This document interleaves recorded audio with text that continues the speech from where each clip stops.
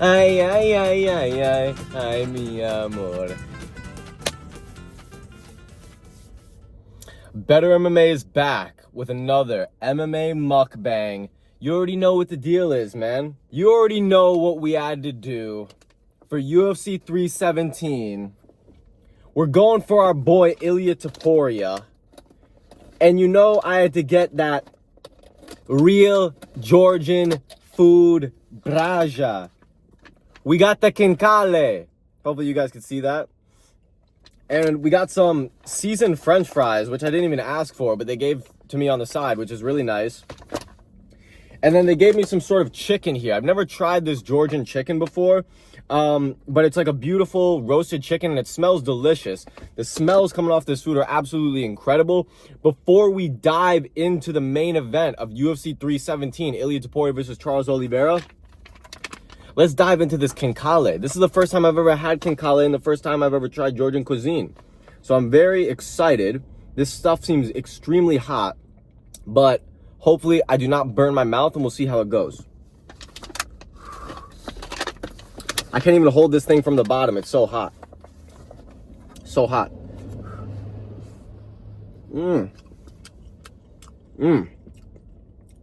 Hold on.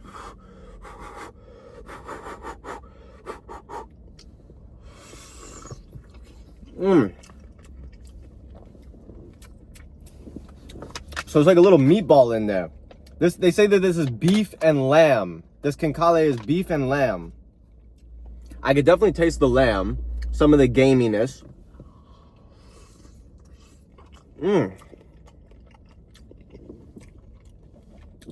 What a delicious dumpling. They gave me some sauces here.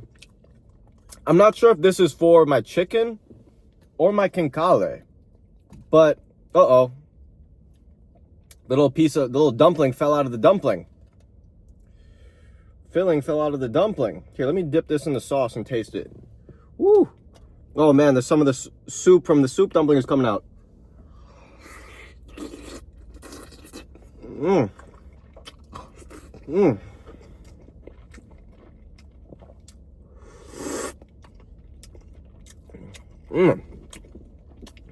Wow. This is a very fresh tomato sauce here. You could taste the sweetness from the tomato. Absolutely delicious. Has some sort of herbs in there. I could taste a little bit of oregano off the top, but it's got some herbs in there. It's very, very fresh. A little, like the slightest shade of acidity. It's not an acidic sauce, but it just gives you a little bit of freshness. It contrasts the savoriness of the kinkale very nicely. I'm going to try another kinkale since I know they're not too hot. I'm going to get some of the soup out of this.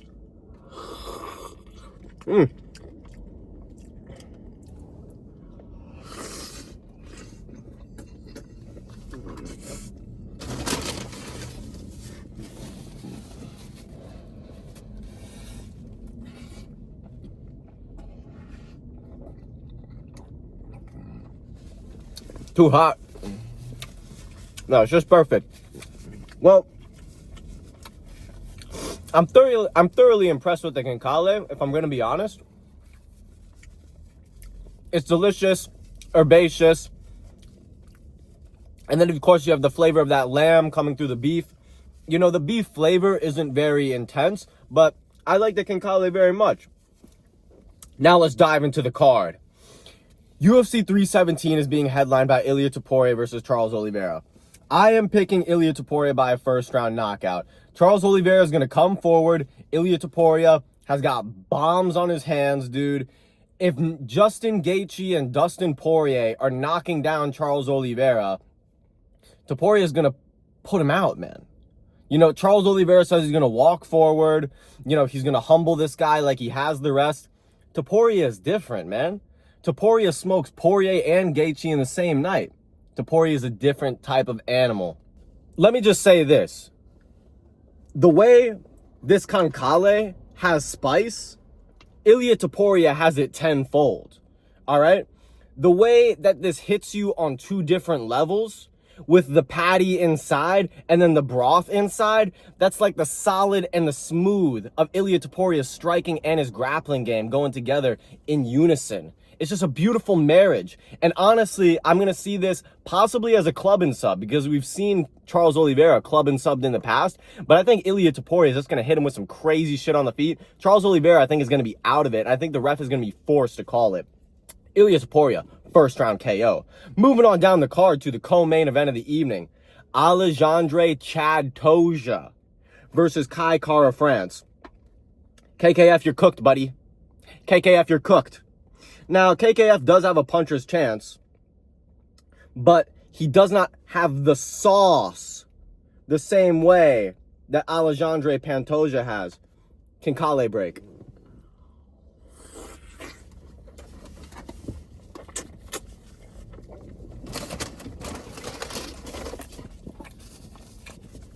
That was crazy.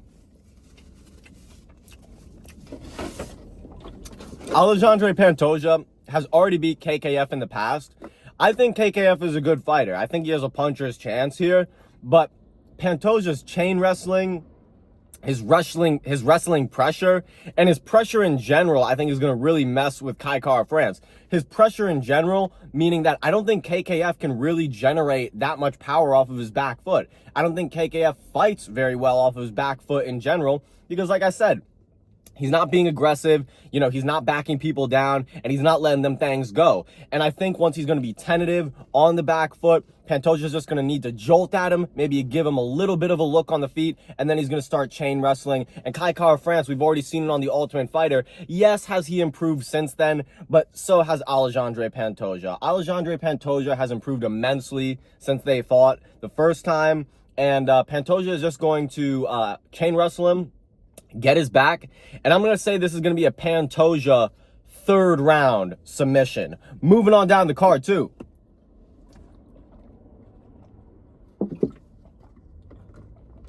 Joshua, the Fearless Van, versus Brandon, Raw Dog Royval. Now, I've got a lot of respect for both of these guys. I'm a big Joshua Van fan. And so, am I biased in this pick? 100%, absolutely. Look at this chicken. Look at this chicken. Roasted to a perfect, crisp perfection. That's what's going to happen to Brandon Royval on Saturday night. That's what's going to happen to Brandon Royval on Saturday night. Look, Brandon Royval is the #1 contender in the division, right? Joshua Van shouldn't even be getting this shot if it wasn't for Brandon Royval's opponent. Who was it? Manel Cap dropping out. Who even cares? It's Joshua Van fight week, baby. Look, Brandon Royval on paper should win this fight. He's got really good weapons at distance, like his jab and his straight punches, and generally just tapping at kicks. He can gain points and rack them up really fast. But Brandon Royval does not have the best boxing. He has a jab that he likes to throw out there as a rangefinder, but Joshua Van loves slipping the jab just so he can get inside and start digging to your body and start throwing 5, 10, 15-piece combinations to your dome. Joshua Van is going to win this fight in the second and third round. Brandon Royval, honestly, needs to grapple his ass off. I've been watching Brandon Royval. He says, I'm getting back in the boxing gym. Yeah, because we're going to box. It's like, bruh, take Joshua Van down. But that's going to be the problem, because Joshua Van has great takedown defense. He pops right back up. So even if Brandon Royval is able to get a trip or something of that sort, Joshua Van, I think, is going to be popping right back up to his feet. The only scenario where I really see Joshua Van having some trouble is if Royval could get the back, slap on a body triangle, and that's, it's a terrible situation for Joshua Van. But as long as this fight stays on the feet, man, as long as, there's no knees up the middle that come crashing in on Joshua Van's chin, I'm going to go Joshua Van all day, baby. I believe in Joshua Van. I think he loses to Alexandre Pantoja, but I think we're going to see that title fight. I think he beats Brandon Royval on Saturday night, and we're going to see Joshua Van fighting for a title soon, which he will lose and then probably fight somebody like Brandon Moreno. But who cares? Moving on down the card.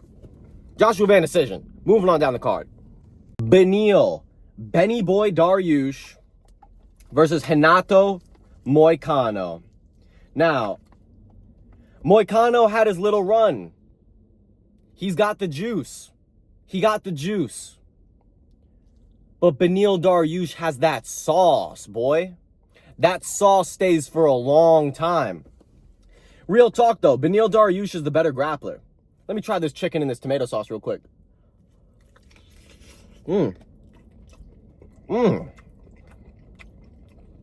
Crispy skin. Extremely tender and juicy. Wow. Some great food I'm having. Shout out to the Georgian people. But, Beneil Dariush is the better grappler here. You know, Renato Moicano has won his recent fights with his grappling, but if we're going to be honest, his grappling is very, very basic. And the positions that he finds his opponents in are positions that Beneil Dariush is definitely going to be able to handle. I'm going to pick Beneil Dariush here by a decision, but I will not be surprised if Beneil Dariush gets a late submission, maybe in the second or third round. For that reason, though, we are going Beneil Dariush all day, baby.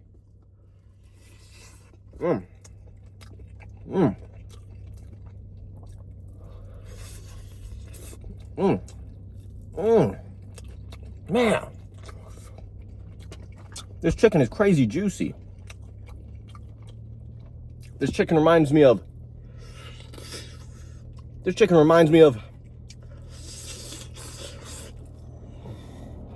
you know, this chicken really reminds me of all right. I'ma chill. Moving on down the card too, Felipe Lima versus Payton Talbot. Felipe Lima, he's that dude, man. He's really that dude. Payton Talbot is good. And I think for as long as this fight stays on the feet, it's going to be dangerous for Felipe Lima. Payton Talbot is a power puncher. You know, he is dynamic. He throws all sorts of strikes. You know, kicks, punches, knees, elbows. The kid has got an arsenal.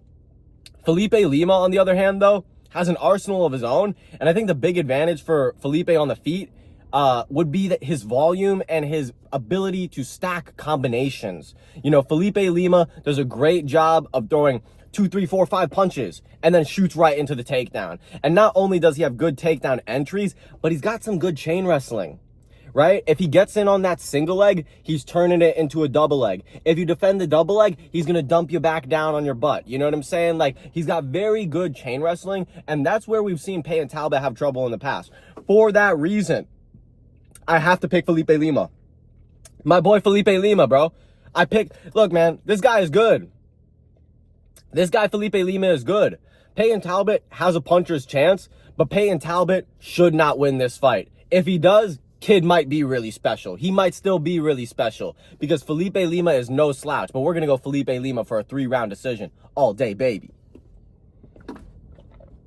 Jack Hermansson versus Gregory Rodriguez. What's so funny about this matchup is Gregory Rodriguez reminds me of 2 people that Jack Hermansson has already lost to. He's got the punching power of a guy like Jared Cannonier, right? He absolutely went to war with Jared Cannonier, nearly put his lights out. And he's got a strong grappling base akin to the likes of somebody like Roman Dolidze. So Roman Dolidze was able to trap Jack Hermansson's leg, get him in a terrible position, and finish him on the ground. Gregory Rodriguez comes from a grappling background. He's a very, very high-level grappler. For that reason, I think he's going to be able to handle Jack when it gets to the ground inevitably. And I think that is going to be the case because we've seen Gregory lean on his wrestling as he has come back from losses, right? So I think we're going to see Gregory impose his will, show that he's the stronger guy early. It's going to tire out Jack Hermansson. And I'm honestly going to go Gregory Rodriguez via a 2nd round submission. Moving on down the card. Hyder Emil versus Jose Delgado. Now, I understand that there's a lot of people that love Hyder Emil. Who doesn't? But Jose Delgado is the real deal. He's a real prospect. He looks for the war.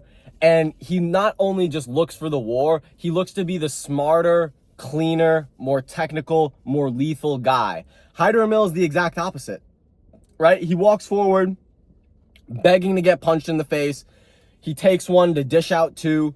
All respect to Hyder Emil. He's been getting upset after upset. He's been winning as a dog over and over again.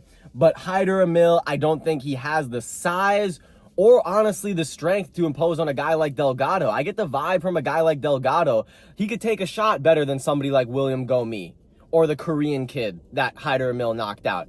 Jose Delgado is with the shits. And he trains at MMA Lab. He's got great people around him like Benson Henderson. You know they're going to game plan. You know, they're going to be leg kicking from the outside. They're going to be going for takedowns. They're going to be showing Hyder Emil, look, we're not going to do rock'em sock'em robots with you. So that's why Jose Delgado is one of my most confident picks on the card. We're going Jose Delgado all day. Moving on to Viviane Araújo versus Tracy Cortez. I'm fucked up when it comes to this pick, man, because I love my girl Viviane Araújo. But then again, man, in a 3-round fight, I think I'm going to have to go Tracy Cortez. You know, Viviane Araújo, she was able to fight back in her last performance against Karine Silva, I believe. And it was a tough fight. Very, very close fight. I think Tracy Cortez is going to do a better job of managing her gas tank, wrestling when she needs to wrestle, and Tracy Cortez has improved in her stand-up as well. So I think anywhere this fight goes, Tracy is going to be competitive. And if I'm going to be honest, I think Viviane Araújo is getting ready to end her career. She's already 38 years old. You know, she's not really any closer to a title shot than she was 2-3 years ago. So I think Tracy Cortez is going to be the more motivated fighter here on a pay-per-view card. We're going to go Tracy Cortez getting a 3rd-round decision. But hey, don't sleep on my girl, Viviane Araújo. Moving on down the card, too. Terrence McKinney versus Vyacheslav Borshev. Both of these guys, like, you fucking tap them on the chin, they're going to fall to pieces, right? So, honestly, Borshev, from a technical perspective, should be the more technical, defensively sound guy. But Terrence McKinney is just so fast and athletic, he'll blitz you. And if one of those shots from Terrence McKinney lands on Borshev's chin, he going down, man. If Chase Hooper's knocking you down, Terrence McKinney damn sure will. So I'm going to go Terrence McKinney here. I'm going to say he gets an early knockout. I'm going to say he actually gets it in the 2nd round. I just feel like Borshev, you know, whenever he's in these exchanges, he's like, oh, I'm Dutch kickboxing drilling. And he just covers up and he lets people hit him. You don't want to do that in MMA. We got small gloves, especially not against a guy like Terrence McKinney who just wants to fucking tee off on fools. So I'm going to go Terrence McKinney. Honestly, I think Terrence could like freeze him with some feints. And then once Borshev covers up, just start stealing off on the fool, right? All right, but we're going to go Terrence McKinney. I'm going to say he gets a 1st-round knockout. Moving on down the card.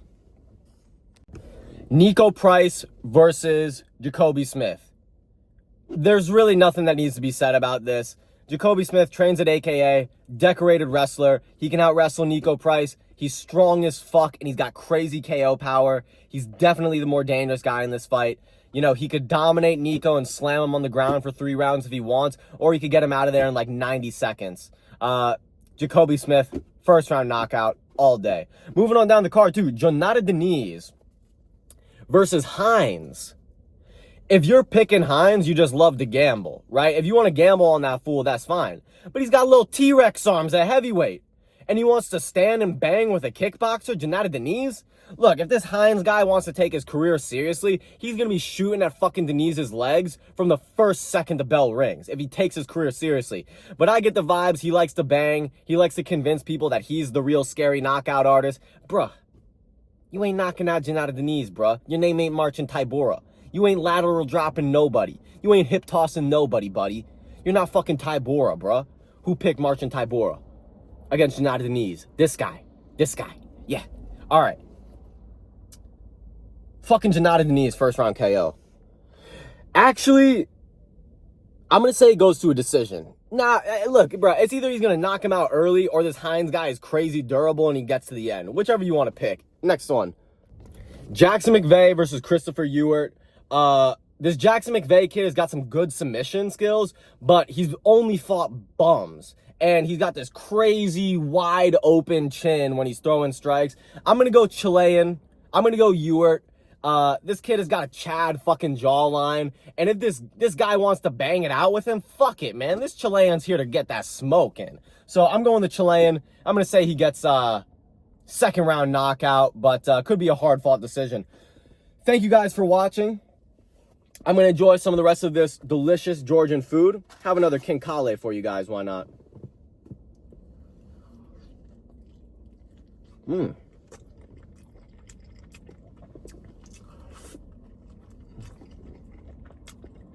Mm. The sauce with the concale is great. Mm. Delicious. Mm.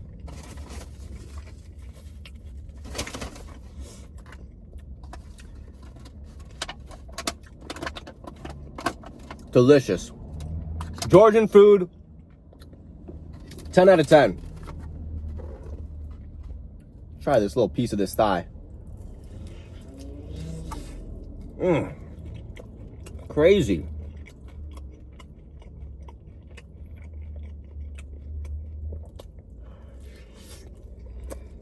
Delicious.